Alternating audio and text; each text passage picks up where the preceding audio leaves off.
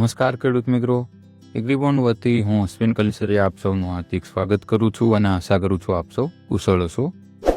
હવે આજનો વિડીયો ખાસ તમામ ખેડૂત મિત્રો માટે કે ભાઈ જેમને ચણાનું વાવેતર કર્યું છે. હવે ચણાની અંદર અત્યારે મોટાભાગે ફૂલ અવસ્થાએ ઘણા બધા પ્રશ્નો ખેડૂતોને રહેતા હોય છે કે ભાઈ ફૂલ ઓછા પ્રમાણમાં બેસે છે અથવા તો શરૂઆત છે. સારા ફૂલ માટે ફૂલ આવે, સારા પ્રમાણમાં પોપટામાં પરિવર્તિત થવા માટે આપણે શું પ્રયત્નો કરી શકીએ. તો આવા ઘણા પ્રશ્નો ફૂલ અવસ્થાએ ઘણા ખેડૂતોને ચણાની અંદર હોય છે. આ સિવાય ફૂલ સુકાઈ ન કરી જવા એવા પણ અમુક જગ્યાએ પ્રશ્નો તમે જોઈ શકો છો. તો આ બધી પરિસ્થિતિમાં આપણે શું કરવું જોઈએ? સૌપ્રથમ વાત કરીએ કે આપણે સૌ જાણીએ કે ભાઈ પિયતને લઈને ઘણા પ્રશ્નો હોય કે ભાઈ ફૂલ અવસ્થાએ પિયત આપવું કે ના આપવું. તો આપણે અગાઉ 20-25 દિવસ પહેલાં જ ચણાનો જ આપણે કહીએ કે ભાઈ 30 થી 50-55 દિવસે શું માવજત કરવી એનો જ એક વિડીયો મૂક્યો હતો, જેની અંદર આપણે પિયતની અવસ્થાઓને લઈને સંપૂર્ણ માહિતી આપી હતી. તો ખાસ પિયતને લઈને જો મૂંઝવણ હોય તો તમે વિડીયો સંપૂર્ણ જોઈ શકો છો. તો અત્યારે આપણે ડાયરેક્ટ શું કે ખાતર માટે જ વાત કરી શકીએ. અત્યારે જોઈએ કે સૌ પ્રથમ આપણે સૌ જાણીએ છીએ કે એક તો મેઇન પ્રશ્ન ભાઈ ચણાના પાકનું વધ થઈ ગઈ છે કે ભાઈ વૃદ્ધિ વિકાસ અતિશય થઈ ગયો છે. એટલે હવે શું થાય કે આપણે એને અટકાવવા માટે પ્રયત્નો કરી. હવે આવી અવસ્થાએ શું થાય, એક તો કાં તો તમે પિયત વધુ આપી દીધા, વધુ પડતું ખાતર અથવા પ્રોટીન એમિનો એસિડવાળા તમે આપણે નાખત કરતા હોઈએ છીએ. પણ મનાય હોય તો ઘણા ખેડૂતો તો 30 દિવસે યુરિયાના આપી દેતા હોય છે ચણાના પાકની અંદર. તો એના કારણે વૃદ્ધિ વિકાસ છે અતિશય વધી જાય એટલે ફૂલ છે ઓછા પ્રમાણમાં બેસતા હોય છે. તો આવી પરિસ્થિતિઓની અંદર બેસ્ટ છે કે આપણે સૌ જાણીએ છીએ કે વૃદ્ધિ અટકાવવા માટેની દવાનો મોટાભાગે ખેડૂત મિત્રો ઉપયોગ કરતા હોય છે.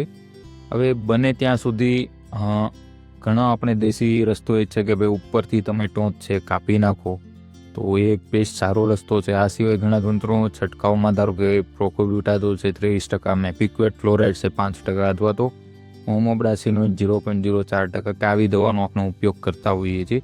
પણ પ્રોકોબ્યુટાઝોલ અથવા તો મેપિક્વેટ ફ્લોરાઇડ આ બધામાં પ્રશ્ન શું હોય કે ડોઝ થોડો પણ ઉપર નીચે, તો મતલબ મોટા ભાગે શું થાય પ્રોકોબ્યુટાઝોલ છે એનો 5 ml છે, મેપિક્વેટ ફ્લોરાઇડ છે 25 ml જેવો છે. હવે એ તમે થોડો 2-3 ml પણ વધી જાય તો એના કારણે આપણા ચણાના પાકને આડઅસર, ખાસી માઠી અસર પડી શકે છે. એટલે શક્ય હોય ત્યાં સુધીના ઉપયોગ આપણે ઓછો રાખીએ. હા, 100% હોમોબ્રાસિનોઇડ જેને આપણે ગોદરેજનું ડબલ કહીએ છીએ, જે એક સારું રિઝલ્ટ મારા ખ્યાલ પ્રમાણે આપણને આપી શકે છે વધારે પડતા કોઈ પણ આડઅસર કે નુકસાન વગર. 10 ml પ્રતિ પંપ નાખી અને છંટકાવ કરીને આપણે સારું રિઝલ્ટ એની અંદરથી મેળવી શકીએ છીએ. આનાથી હવે હું માનું છું કે જો વૃદ્ધિ વિકાસ માપે છે આપણે તો બેસ્ટ ફૂલ અવસ્થાએ છંટકાવ કરવા માટેનું આપણે સૌ જાણીએ છીએ બેસ્ટ ખાતર એટલે 05234 વોટર સોલ્યુબલ ખાતર 100 ગ્રામ પ્રતિ પંપ, અને એની સાથે ખાસ બોરોન 20% 15 થી 20 ગ્રામની વચ્ચે પ્રતિ પંપ નાખી અને તમે છંટકાવ કરી શકો છો. બીજું, બંને ખાતરો મિક્સ કરી શકાય છે. એવું હોય તો પહેલાં અડધો પંપ પાણી ભરો, એની અંદર આપણે 100 ગ્રામ સૌ પ્રથમ 05234 ઓગાળી નાખો. ત્યારબાદ એની અંદર બોરોન 20% નાખી અને ઓગાળો અને પછી આખો પંપ પાણીથી ભરી અને આપણે છંટકાવ કરી શકીએ છીએ. આનાથી 05234 ફૂલ અવસ્થાએ ફોસ્ફરસ અને પોટાશ મળશે. ફોસ્ફરસ ખાસ ફૂલ અવસ્થાએ જરૂરી છે. બોરોન 20% પરાગનયન માટે પ્લસ પોષક તત્વોના અવન-જવન એટલે કે પરિવહન કરાવવામાં બોરોન ખૂબ અગત્યનું છે, એટલે ત્યાં પણ ખૂબ સારું કામ આપણને આપી શકે છે. બીજું એ છે કે કોઈ કારણોસર ફૂલ ખરતા હોય છે અથવા વધુ પડતી ઠંડીના કારણે કેવા કારણોથી ફૂલ ખરતા હોય છે તો આપણે ઝીંક સલ્ફેટનો ઉપયોગ કરી શકીએ છીએ. ખાલી ચિલેટેડ ઝીંક તમે આપી શકો છો અથવા ખાલી સલ્ફર ઘણા ખેડૂત મિત્રો આપતા હોય છે. ઘણા ખેડૂતો 80% સલ્ફર છે એનો ઉપયોગ કર્યો હોય છે. અને બીજું એ કે ચિલેટેડ ઝીંક 12% જે પણ ખેડૂત મિત્રો અત્યારે આપવા માંગે છે તો ખાસ 05234 અને બોરોન સાથે મિક્સ થઈ શકે છે, એમાં કોઈ પણ પ્રશ્ન નથી. હા, તમે ઝીંક સલ્ફેટ 33% કે 21% ઉપયોગ કરો છો તો ખાસ 05234 સાથે મિક્સ કરતાં પહેલાં એકવાર અલગ વાસણમાં મિક્સ કરી અને આપણે ચકાસણી કરી લેવી જોઈએ. બાકી ચિલેટેડ ઝીંક આની સાથે મિક્સ થઈ જશે. જો તમે એનો પણ સાથે ઉપયોગ કરવા માગો છો આ અવસ્થાએ તો 100% કરી શકો છો, સારામાં સારું રિઝલ્ટ આપી શકે છે. એ સિવાય બીજા ઘણા ફ્લાવરિંગ સ્પેશિયલ ગ્રેડ પણ માર્કેટમાં અમુક સારી કંપનીમાં મળતા હોય છે. ભાઈ 9, 12, 16 કરીને અમુક મળે છે, 60, 20નો ગ્રેડ છે. આ સિવાય અમુક કંપનીના અલગ અલગ ગ્રેડ આવતા હોય છે જે વોટર સોલ્યુબલ ફર્ટિલાઇઝરમાં જ ગણાય છે. પણ આપણો કોમન જે છે 05234માં આપણે આગ્રહ રાખવો જોઈએ. પછી આપણે અનુકૂળતા પ્રમાણે જો તમને સારું લાગે છે તો 100% તમે એવા ગ્રેડનો પણ ઉપયોગ કરી શકો છો.